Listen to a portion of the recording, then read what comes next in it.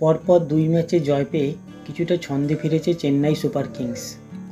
Point তালিকায় একবারে শেষ স্থান থেকে উন্নতি করছে ধীরে ধীরে। এহেন পরিস্থিতিতে ইয়েলো আর্মি শিবিরে একই সঙ্গে এলো সুসংবাদ এবং দুঃসংবাদ।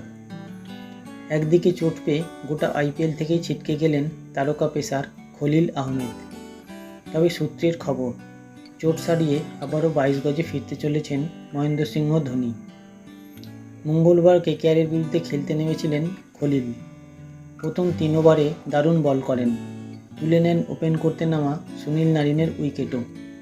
কিন্তু নিজের শেষ ওভার বল করতে এসে আচমকাই খোঁড়াতে থাকেন।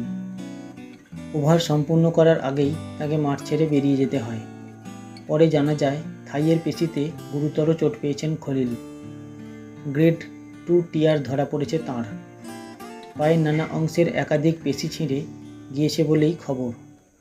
প্রাথমিকভাবে অনুমান অন্তত 12 সপ্তাহ মাঠের বাইরে থাকতে হবে খলিলকে। চলতি আইপিএলে সিএসকে পেস লাইন আপের অন্যতম ভরসা ছিলেন খলিল।